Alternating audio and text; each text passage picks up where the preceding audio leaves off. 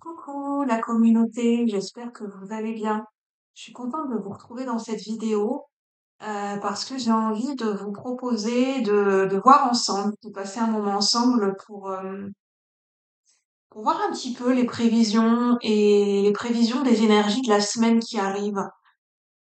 Donc c'est la semaine à partir de le lundi 19 février, j'ai pas les dates en tête. Lundi 19 février jusqu'au dimanche, je fais donc lundi 19, jusqu'au dimanche 25 février 2024, si c'est bien ça. En tout cas, j'espère que vous vous portez bien, que la semaine dernière, la semaine que vous venez de passer a été plutôt calme, plutôt réussie, que vous avez un bon sentiment de cette semaine, malgré les hauts et les bas, malgré si ça ne s'est pas passé comme prévu, j'entends. Parce que j'entends que la semaine dernière a pu être challengeante, surprenante pour certaines personnes, dans le sens où il y a des choses qui se sont prévues qui n'étaient pas prévues, il y a pu avoir des imprévus. On m'amène à faire un retour sur un bilan de la semaine dernière au niveau collectif et général pour ceux qui résonnent avec cette énergie.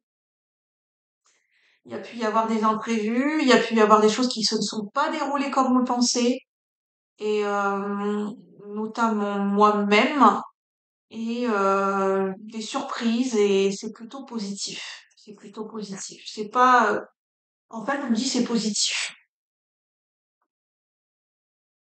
Donc, je vais tirer des cartes d'oracle et de tarot pour voir ensemble les énergies de la semaine d'un point de vue collectif et général. Donc, ça pourra pas résonner avec tout le monde. Et les messages résonneront de manière différente pour ceux qui se sentent appelés par ce tirage. Vous verrez en fonction d'interpréter en fonction de votre situation bien personnelle. Parce qu'on est tous différents et on ne vit pas les mêmes choses au même moment. Donc gardez bien votre discernement et votre libre arbitre quant à l'écoute de votre intuition et l'interprétation des messages que je vous transmets. Parce que ce sont des messages collectifs qui sont retranscrits au travers de mes propres ressentis. Et qui ne remplacent pas une consultation ou un avis médical, bien évidemment. Alors, on a l'oracle des créatures dangereuses de Stécie de Marco. Donc, on va utiliser un oracle qui vient travailler notre ombre, qui vient mettre les choses en lumière, des choses cachées, des choses inconscientes, des choses qu'on n'a pas forcément envie de voir, des choses qu'on a oubliées. Ah oui, ça peut être des choses qu'on a négligées ou oubliées ces derniers temps. Donc, on va avoir un petit message. Et puis, avec les tarots, il y aura le tarot Buffy et le tarot pop culture que je vous montrerai après, si je sens de les utiliser tous. N'hésitez pas à vous installer confortablement, on va démarrer. Pour ceux qui ne me connaissent pas, donc moi je suis Julie, je lis les cartes de manière, enfin je connais le tarot, je connais l'interprétation du tarot. J'ai des bases de tarot Rider-Waite-Smith notamment, mais je lis les cartes en fonction de mes ressentis à un instant T. C'est pas forcément le message exact, l'interprétation exacte de la carte. Ça peut être un message complémentaire ou ça peut être un message différent selon le ressenti que j'en ai. C'est ma manière de lire les cartes en fait, pour que voilà, pour que vous puissiez le savoir, que on a tous une manière différente de lire les cartes. Un cartome ancien ne sera pas le même qu'un autre. On a tous une manière, voilà. On a tous des bases. On peut avoir des bases un peu dites entre guillemets scolaires, des bases, voilà, on a des bases, on a les bases, mais après la manière dont on va tirer les cartes, comment on va se l'approprier, après on fait un petit peu à notre sauce, hein, selon notre intuition, notre ressenti du moment. Alors, qu'est-ce qu'on nous dit pour la semaine qui arrive? Donc, j'ai mis de l'encens, je sais pas si vous allez voir la fumée. Je l'ai pas mis à côté de moi parce que ça faisait des grosses volutes de fumée et puis j'ai l'ordinateur qui en marche. Je me suis dit j'ai peut-être pas trop envie d'aller coller les volutes de fumée à côté de mon ordinateur. Je sais pas pourquoi, mais je me suis dit ouais non, je vais protéger l'ordinateur. Je vais pas aller lui faire coller de l'encens. pour les circuits électroniques ou je sais pas quoi, donc non, je vais le mettre un peu plus loin. Alors, qu'est-ce qu'on nous dit ici, là, pour ceux qui se sentent appelés par cette guidance au niveau collectif et général, pour le collectif de la chaîne Cœur Royal, la belle envolée, ce qu'on veut bien nous dire pour la semaine? Un message collectif et général.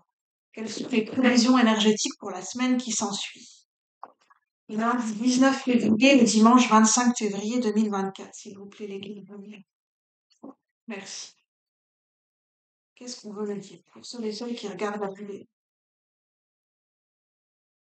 Euh,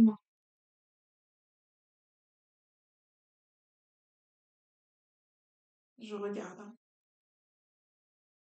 Donc, on a un serpent. Donc, cet oracle, soit dit en passant, il utilise les imageries et les symboliques et les histoires de mythologie. Donc là, on a les cycles. Donc, je pourrais pas vous le dire. C'est Jormungand. Donc, si je me souviens bien, c'est lié à la mythologie nordique. C'est lié, je vais aller vérifier tout de suite, hein, mais c'est lié à l'énergie donc c'est lié au l'énergie du Ragnarok. Ragnarok. Donc la mythologie nordique. Donc là, on a le serpent de Midgard avec l'énergie des cycles, numéro 34. Donc je vous montre la carte en dos de deck.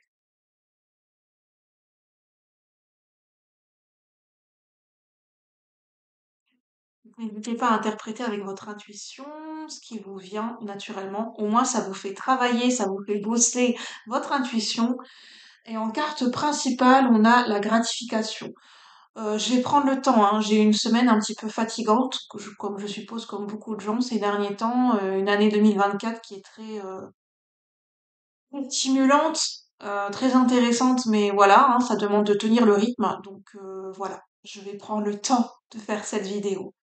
Donc voilà, j'espère que, enfin, n'hésitez pas à regarder la vidéo quand vous avez le temps. Donc on a la gratification avec l'énergie du sphinx. Donc là, on a la mythologie égyptienne, on a les pyramides. Ça me fait penser à le film, parce que moi, ça me fait toujours penser à des références culturelles de films ou de chansons. Ça me fait penser au film humoristique avec Astérix, Obélix, Mission Cléopâtre, avec Alain Chabat qui joue le. Non, c'est pas Alain Chabat, c'est un. Non, parce qu'Alain Chabat, c'est César. Jules César. Non, c'est un acteur qui joue à mon beau-fils. Pourtant, je le connais cet acteur. Gérard Darmon. Oui, je pense que c'est l'acteur qui s'appelle Gérard Darmon qui joue le personnage d'Amon Beau-Fils. Et c'est dedans, c'est un personnage perfide, quoi, un petit peu celui qui est compétiteur, celui qui est jaloux, celui qui est toujours dans la compétition, qui n'aime pas avoir des rivaux, qui aime bien se faire avoir la bonne grâce de ses supérieurs, donc de la comment dire, de la déesse, pas de la reine Cléopâtre. Donc il aime bien rentrer dans les voies de grâce et il peut utiliser des moyens qui sont plus que douteux et plus que, on peut dire malhonnêtes, hein, pour arriver à ses fins. Donc là, on a plutôt un personnage féminin avec un regard assez,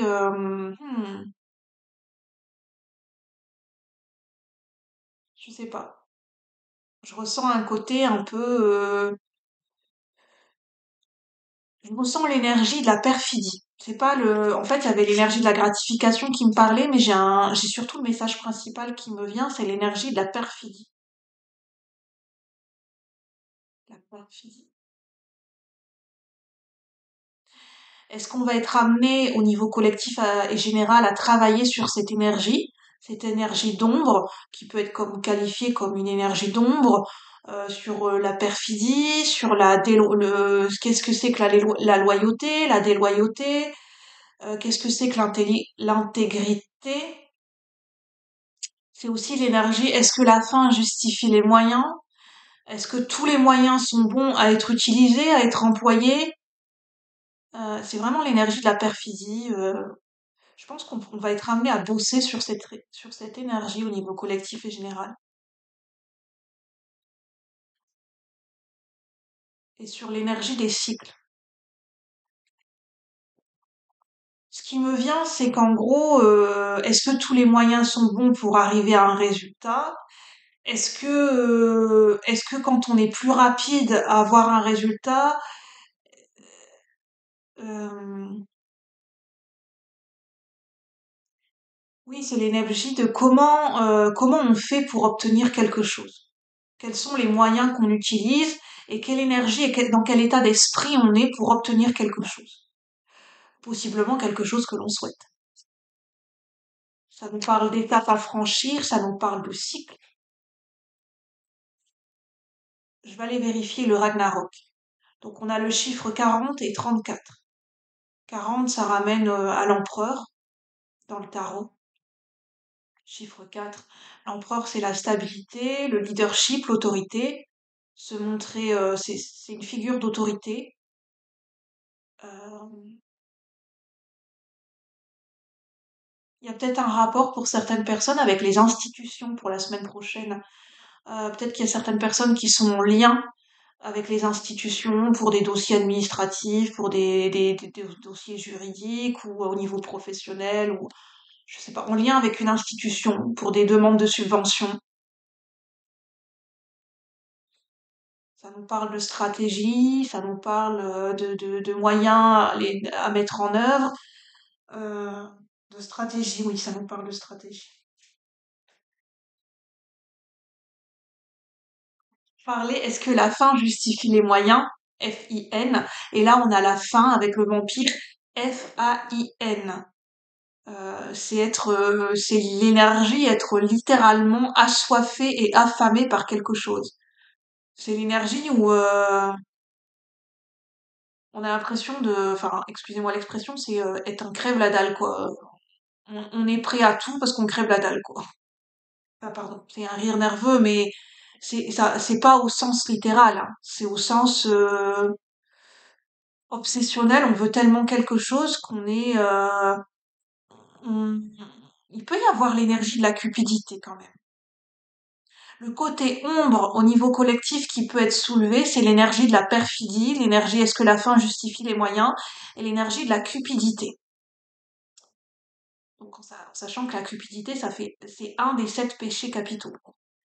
Voilà. Sans rentrer dans des croyances religieuses, bien sûr. Chacun sa religion et ses croyances, bien évidemment. Là, ça n'a rien à voir avec une énergie religieuse, hein, ce que je vous dis. Ah oui, pardon.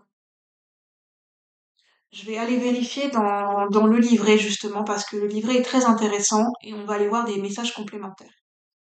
Je vais vous faire tenir les cartes pour que vous les voyez à deux. Déjà, je vous montre l'énergie du vampire pour que vous le voyez bien.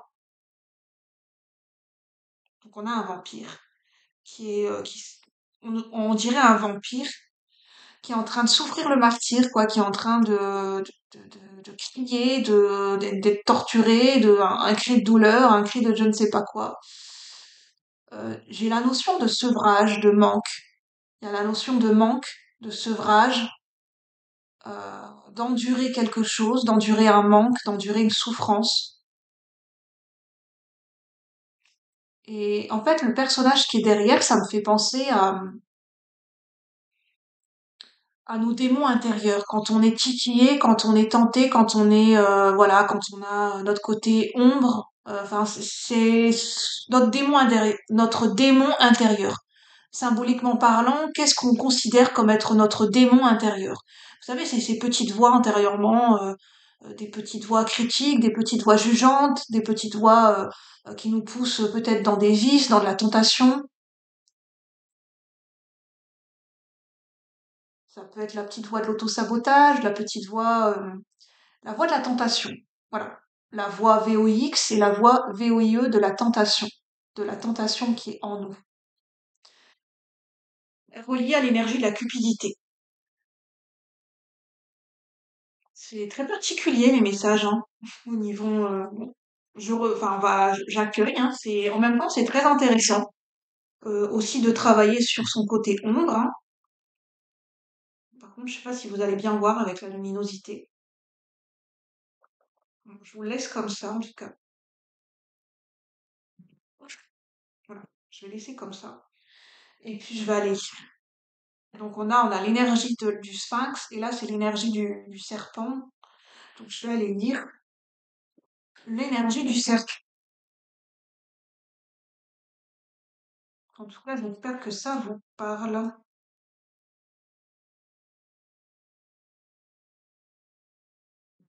Alors, l'énergie du serpent. Donc, c'est Jormungand. Donc, c'est un nom spécifique, hein. C'est le serpent de Midgard. Donc, c'est rattaché à l'énergie des cycles. 34. Donc, il y a un temps pour tout. Vous n'avez pas toujours besoin d'être efficace et de faire des choses. Ah, je parlais d'efficacité. La fin justifie les moyens, donc on parlait de moyens. Connectez-vous avec les saisons et voguez dessus. On parle de cycle, d'étapes, de saisons. Donc on a l'énergie, en fait on a l'énergie duel dans cet oracle, c'est des énergies duel. Donc on a le mot-clé les fins et les commencements.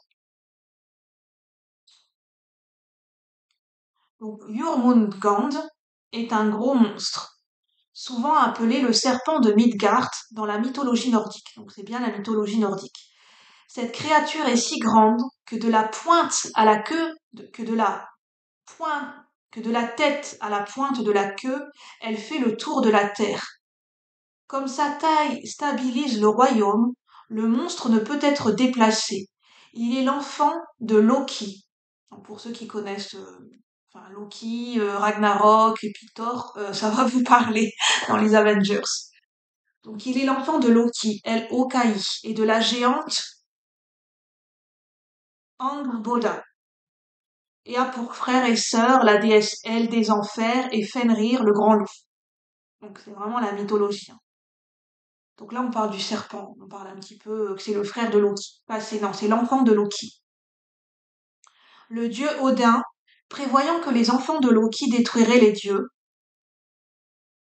a décidé de jeter Jurman, enfin le serpent, dans l'océan qui entoure Midgard. Hélas pour Odin, le serpent a grandi et a atteint une taille telle qu'il est capable de mettre sa queue dans sa bouche. Ça nous parle de l'énergie aussi du serpent qui se mord la queue et du cycle. On appelle ça l'Ouroboros. C'est une boucle en fait. C'est la boucle est bouclée en fait. J'irai vous montrer dans un autre oracle l'Ouroboros. Euh, la fin du monde, ou Ragnarok, donc Ragnarok c'est la fin du monde dans la mythologie nordique, débutera quand le serpent lâchera sa queue. Donc son principal ennemi à ce serpent, c'est le dieu Thor. Et enfin, le dieu Thor, son frère, son demi-frère, c'est Loki. Donc on dit que le serpent, il est notamment grand, mais il est aussi capable de cracher du poison. Et que son venin pouvait vous tuer.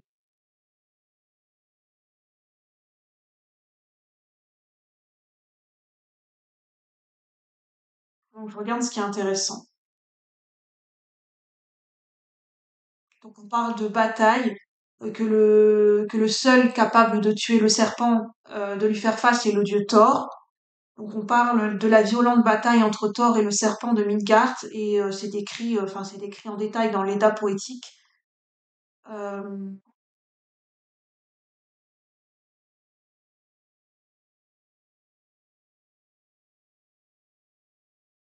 Ça nous parle de fin de cycle, hein.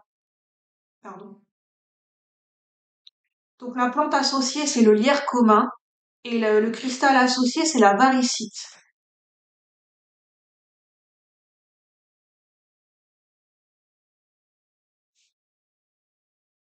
Ouais, ça revient à ce que je vous ai dit, hein, c'est est-ce que la fin justifie les moyens? C'est vraiment là, c'est un petit peu ce qu'on nous décrit avec la mythologie nordique, c'est un petit peu l'énergie de l'apocalypse, la fin du monde qui serait prévue par le Ragnarok, comment dire, quelque chose qui serait cataclysmique, le serpent qui peut vraiment condamner tout le monde, qui peut vraiment, si le serpent se déroule, ça fait un cataclysme. Ça peut nous parler de l'énergie de l'effet papillon, dans le sens où il y a, enfin, Si un drame se passe dans une zone du monde, ça a des répercussions bah, sur d'autres zones du monde, enfin, sur d'autres zones du monde. C'est un petit peu l'énergie du papillon, une énergie cataclysmique. C'est ça que je retiendrai. On nous parle de cycle, mais surtout de cette énergie. Est-ce que la fin justifie les moyens et l'énergie cataclysmique? C'est métaphorique, hein, j'ai envie de dire. Là, on utilise la mythologie pour faire c'est le symbolisme qui parle. C'est le symbolisme de la mythologie nordique. Ensuite, on a le Sphinx. Je prends le temps de comprendre avec le livret, hein, parce que comme le livret est très bien fait, et comme je suis pas une spécialiste de toutes les mythologies du monde, hein, je suis bien obligée d'aller vérifier. Hein. Je connais pas toutes les mythologies. Alors, en tout cas, c'est très intéressant. Alors, je cherche la page.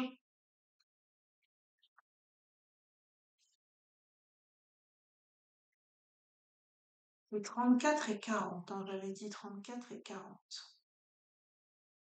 Le Sphinx. Alors, la dualité, enfin l'énergie duelle, on a maintenant ou plus tard, et la connaissance et l'ignorance. Marquez vos réussites, utilisez votre intellect, soyez sage, on nous parle de sagesse, et sachez aussi que vous ne pouvez pas tout savoir. Euh, En fait, c'est vraiment la sagesse, c'est de reconnaître ce que l'on ne sait pas. Soyez curieux, ne vous attendez pas toujours à recevoir quelque chose immédiatement. Que on n'a pas toujours comment dire, des bénédictions, des résultats ou des gratifications de suite, en fait, de façon immédiate. Prenez votre temps pour faire les choses bien. Donc on nous parle de mettre le cœur à l'ouvrage, de faire les choses bien, correctement, en prenant son temps, en respectant les étapes et en faisant preuve de sagesse, de discernement et c'est vraiment surtout en faisant preuve d'intégrité. C'est très important l'énergie de l'intégrité en ce moment. Moi, j'ai envie de dire tout le temps, hein, l'intégrité, être intègre, c'est quand même une valeur qui est perdue dans nos sociétés. L'intégrité, c'est une valeur fondamentale qui est perdue.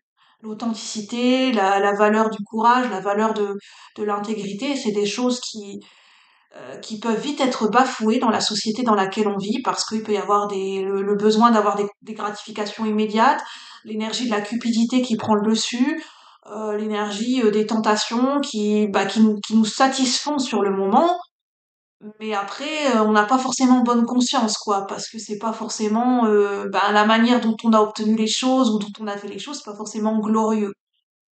Après, il n'y a pas de, comment dire, l'être humain, il est duel, hein, j'ai envie de dire, on peut tous faire des erreurs, on peut ne pas avoir conscience de certaines choses sur l'instant, c'est humain. Ça fait partie de l'expérience, c'est aussi comme ça qu'on apprend.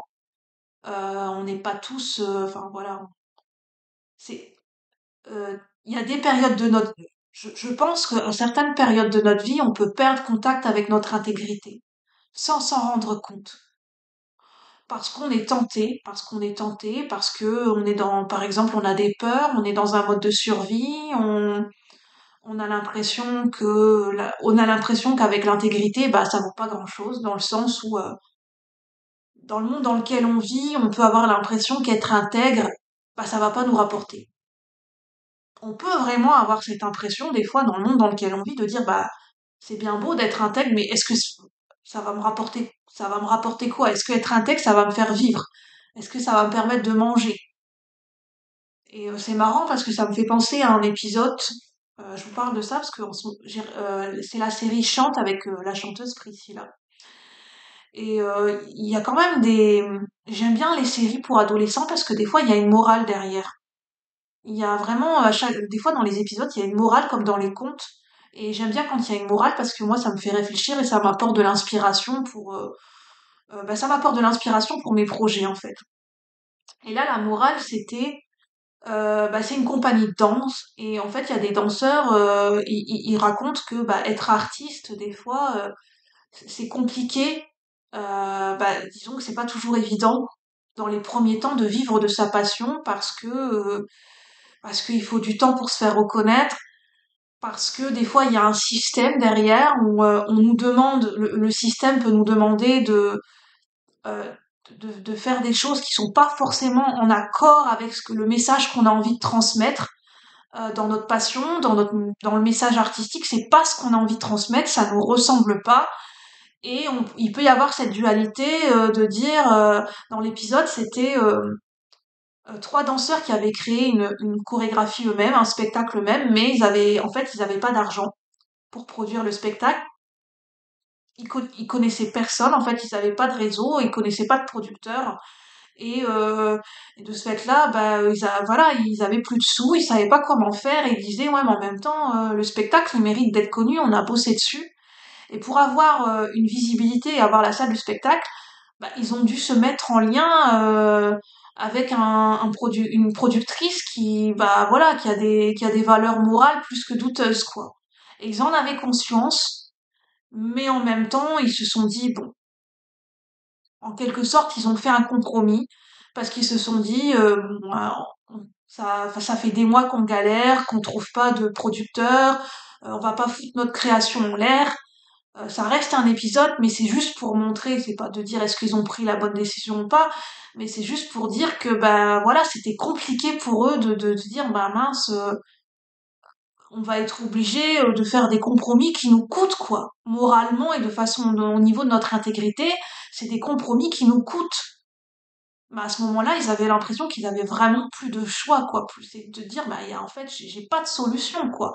C'était en mode survie, en mode bah voilà le temps m'est compté, on est dans l'urgence, et quand on a ce sentiment d'urgence, on se dit bah je suis en mode survie quoi.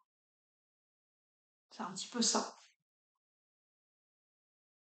J'ai pris du temps pour vous l'expliquer parce que vraiment je pense que ce message est vraiment important, ce message de l'intégrité, que c'est pas toujours évident de garder, de conserver cette intégrité dans ce que l'on est, dans ce que l'on dit, dans ce que l'on fait, dans notre vie de tous les jours. Dans le monde dans lequel on vit, c'est pas évident. Parce que des fois, on fait face à certains systèmes, euh, pas forcément, en fait, c'est pas forcément que le système est malhonnête, hein, attention, hein. C'est juste que des fois, on se rend compte que le système peut être une institution ou un système a des valeurs qui sont différentes des nôtres. Mais est-ce que pour autant, est-ce qu'on est opposé? Est-ce qu'on peut pas trouver un terrain complet? Est-ce qu'on peut pas trouver un terrain d'entente? Est-ce qu'on peut pas aller chercher cette complémentarité pour que aucun des deux ne se sente lésé et biaisé? Et ça, c'est une réflexion qui prend du temps. C'est pas une solution qu'on peut trouver toute faite. Il y aura pas un résultat tout de suite.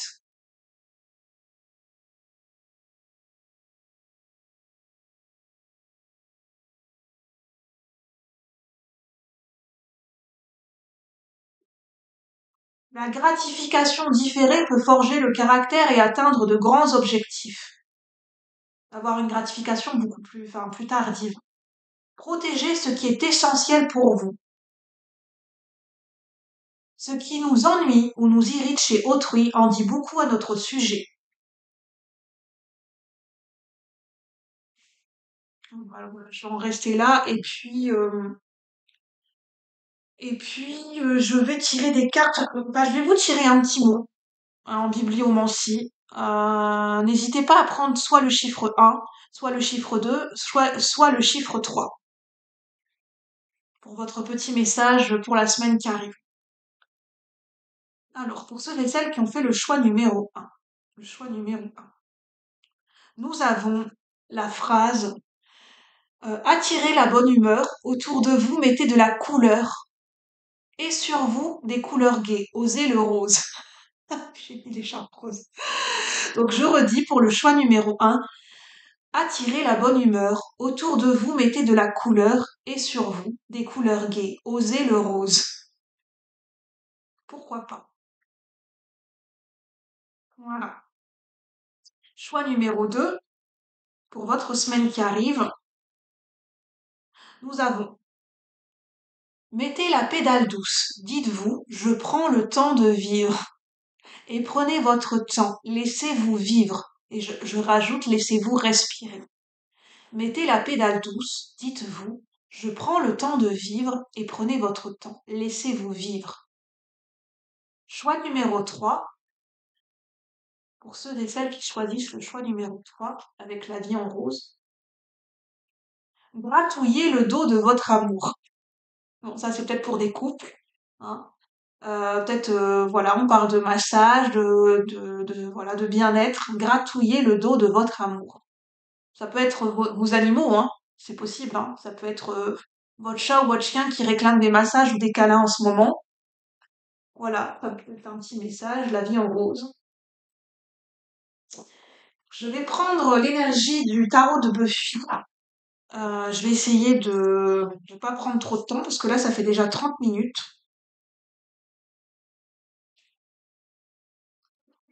Mais j'avais vraiment envie de prendre le temps de passer un moment avec vous. Et je suis quelqu'un, j'aime pas me presser. Voilà. C'est vraiment quelque chose qui est fondamental chez moi. Je n'aime pas me presser. J'aime bien le temps de poser le cadre, de poser les choses, de prendre le temps de réfléchir. Euh, en fait, de poser ma réflexion pour transmettre ce que j'ai à transmettre et d'apprécier ce que je suis en train de faire. Là, je prends le temps d'apprécier un moment avec vous en tirant les cartes parce que je partage ma passion. Et quand je partage ma passion, moi, le temps n'existe plus quand je partage ma passion. C'est, voilà.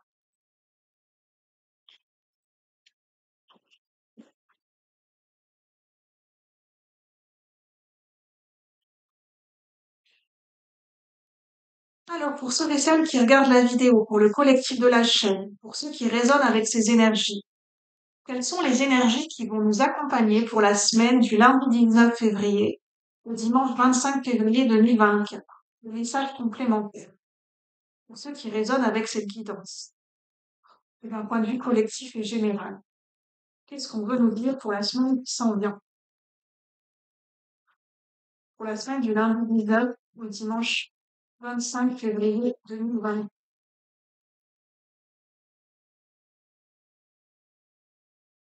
Alors, on a le 3 de bâton. Elle est tombée à l'envers, mais je sens de la lire à l'endroit. Donc on a le 3 de bâton avec le 3 de pieux. Donc là, c'est l'énergie d'un vampire, c'est l'énergie de Willow quand elle est dans sa phase où elle devient un vampire. En fait, dans un univers parallèle, elle a son double maléfique et son double maléfique, c'est un vampire. Donc ça nous parle de différentes dimensions temporelles. Ça peut parler de dimensions qui se superposent, de dimensions temporelles. 3 de bâton. Oui, ça parle de différents espaces-temps. Dans le sens où, à certaines périodes de nos vies, on a l'impression que tout se mélange, que il y a plus de, que le passé, en fait, on ne sait plus faire l'indistinction entre le passé, le présent, le futur.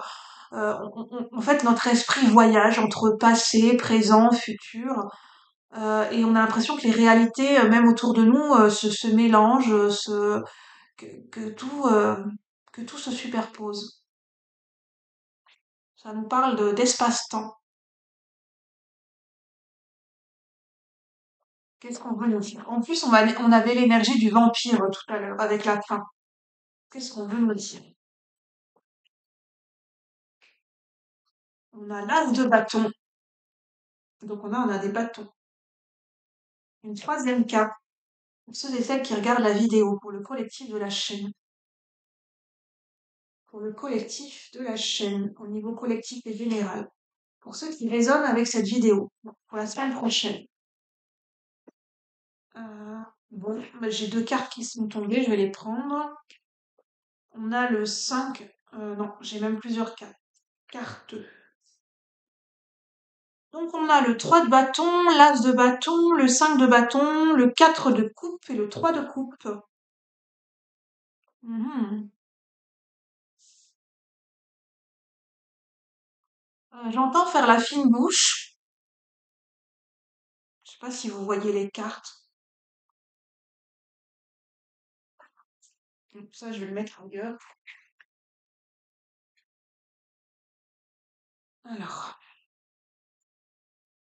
on va les mettre comme ça. Hop,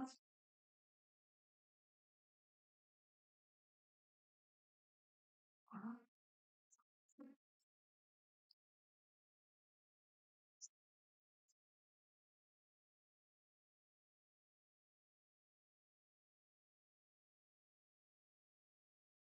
Voyez un petit peu mieux déjà. Donc là, on a l'énergie du vampire, on a le 3 de bâton. Là, on a l'as de bâton qui nous parle de nouveaux débuts, de nouveaux commencements, de nouveaux départs. C'est un nouveau départ qui est passionné et passionnant, qui est rattaché à l'énergie de la créativité et de la passion. Ça peut nous parler d'un projet créatif, d'un projet passionnant. Ça peut être comment dire, une relation amoureuse qui est passionnelle. Ça peut être, en fait, ça peut être aussi même une relation charnelle avec l'as de bâton. On a le 5 de bâton. Donc là, ça nous parle de compétition, de compétitivité. Euh, le fait de ne pas maîtriser les choses, parce que là, on a un monstre enfin grandeur nature, et qui sans le vouloir, de par sa grande taille et de par sa force surhumaine, il casse les objets en fait, sans le vouloir. En fait, parce qu'il a une force démesurée, donc dès qu'il prend un objet dans la main, c'est cassé. Il casse tout en fait, sans le vouloir, parce que il a du mal à maîtriser sa force. Donc ça nous parle peut-être de non-maîtrise. Ça peut nous parler de non-maîtrise par rapport à des événements extérieurs. Le 5 de bâton, ça nous parle d'énergie, comment dire, un melting pot d'énergie qui se mélangent ensemble et qui peuvent être différentes les unes des autres. Et c'est pour ça qu'il peut y avoir cette notion de concurrence, de compétitivité, parce que c'est plusieurs énergies qui se rencontrent. Il peut y avoir cette notion de bataille, oui, de compétition, de rivalité, de comparaison, de ce sentiment de faire sa place, de sortir son épingle du jeu, comment dire, d'avoir l'impression de gagner, de montrer qu'on est plus fort, le 5 de bâton, c'est vraiment l'énergie de se démarquer. Mais, par exemple, là, avec ce personnage, on a du mal à maîtriser son environnement, à maîtriser, à contrôler ce qui nous entoure, parce que, par exemple, on n'est pas en adéquation, on n'est pas sur le même niveau, sur le même plan, parce que là, au niveau de sa force, en fait, sans le vouloir, il cache tout autour de lui. Donc forcément, il a du mal à rentrer en relation avec, à relationner avec son environnement, avec les objets, sans que, comment dire, il y a une difficulté à rentrer en communication, en cohérence, d'aller à la rencontre avec un environnement extérieur parce que il y a une énergie différente. Au niveau du degré, de l'intensité, on a des énergies qui ne sont pas similaires. Ça nous parle de ça, le 5 de bâton. On a le 4 de coupe qui nous en parle d'ennui, de frustration, c'est là ce que ça me dit avec ce personnage, son attitude, c'est le proviseur de l'école de Buffy, du lycée. C'est c'est le professeur, enfin le directeur Snyder, c'est l'énergie de faire la fine bouche. Là, on lui propose une coupe, on lui propose quelque chose de nouveau, et il est pas intéressé. Ça l'intéresse pas, il regarde même pas la coupe, bah non, mais de toute façon, c'est pas ce que je voulais. C'est l'énergie, on nous amène quelque chose, mais on nous dit, bah ouais, mais bon, tu peux repartir avec, moi, c'est pas ce que je veux, en fait. C'est pas ce qui était noté sur le contrat, je sais pas, moi, c'est pas ce que je veux, c'est pas ce qui me nourrit, c'est pas ça, quoi. Je sais pas non. C'est, je sais que ce n'est pas ça. Donc, voilà, donc je fais la fine bouche. Je dirais pas que je dis non, je sens pas un non catégorique, mais ouais, non, mais c'est pas ça encore. Non, c'est pas ça. Et on a le 3 de coupe. Donc là, c'est la fête, c'est le fait de s'amuser avec ses amis, c'est les célébrations, c'est les fêtes, c'est l'amusement, c'est l'amitié. Euh,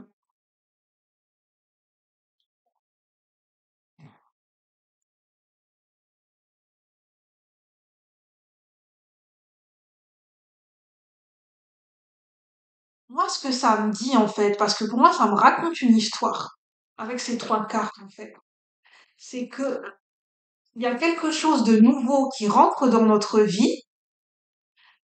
On se rend compte, on est en train d'expérimenter cette chose nouvelle, de faire connaissance avec cette nouvelle situation, ce nouveau départ, puis on se rend compte que ça matche pas, qu'on on peut se sentir maladroit, on peut se sentir qu'on n'arrive pas à s'adapter, qu'on n'arrive pas à s'y faire, qu'on n'arrive pas à faire, à trouver un, voilà, que les énergies ne fonctionnent pas, ça ne matche pas ensemble.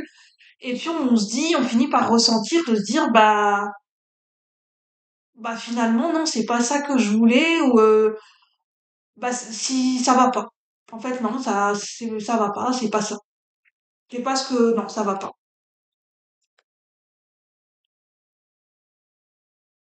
Parce qu'on est frustré, parce qu'il y a quelque chose qui matche pas. Il y a quelque chose qui ça colle pas. Enfin, on expérimente quelque chose. C'est plutôt il y a quelque chose de nouveau qui vient à nous. Donc on en fait l'expérience, les prémices, mais on se dit ça matche pas. Ça colle pas en fait. Parce que je sens que c'est deux situations différentes, ou possiblement le personnage là, il y en a un qui a beaucoup de feu, beaucoup de passion, beaucoup d'intensité, beaucoup d'énergie, de l'énergie à revendre, du charisme, beaucoup de force physique, de force intérieure, quelqu'un qui vraiment qui prend de la place. Et on a une situation en face qui arrive pas à la même hauteur en fait, qui est pas dans cette intensité, dans cette énergie vraiment grandiloquente. Donc les deux énergies, elles arrivent pas, ça va pas quoi.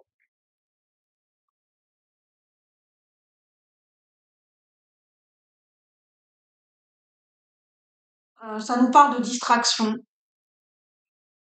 Peut-être, voilà, je le vois plus comme un conseil de plutôt s'adonner à des activités qui nous font plaisir, à des activités qui nous font célébrer, qui nous mettent en joie, peut-être avec des amis, de sortir avec des amis, d'aller à la rencontre de nouveaux amis,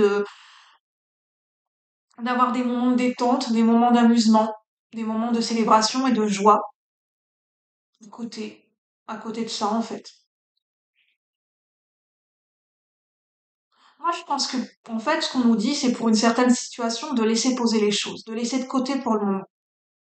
Parce qu'il y a quelque chose qui ne fonctionne pas pour le moment, il y a quelque chose qui fait pas sens, et ça n'arrive pas à aboutir à aller plus loin. Ça n'arrive pas à franchir un cap, ça n'arrive pas à aller plus loin. Ça peut, pour le moment, c'est pas, je dirais pas qu'il y a un blocage, mais de se dire, bah, pour le moment, je vais laisser de côté. Voilà, c'est pas un abandon, mais je vais laisser de côté. Et puis je vais aller penser à autre chose. Je sais pas, je vais m'adonner à d'autres activités, puis je vais penser à autre chose. Et puis je vais aller explorer, m'occuper d'autres aspects de ma vie pour le moment. C'est peut-être de mettre un aspect de notre vie, un côté, une situation en stand-by pour le moment. Et d'y revenir plus tard. De laisser les choses poser, en fait, de poser les choses et de les laisser telles quelles. Sans prendre de décision, sans forcément abandonner, mais de laisser de côté pour le moment. Écoutez, par contre, j'ai pas de domaine spécifique, donc voyez comme ça vous parle. Si ça vous parle plus dans le domaine professionnel, relationnel, là, c'est une situation avec laquelle on rentre en relation. Ça peut être une situation institutionnelle, une situation matérielle, professionnelle, personnelle. On rentre en situation, on rentre en relation avec une situation. Enfin, sur ce, je vais vous laisser. Interprétez les messages comme ça vous parle, ne prenez uniquement que ce qui résonne. Moi, je vous souhaite un bon dimanche et je vous dis à bientôt. Merci, bye bye la communauté. À bientôt.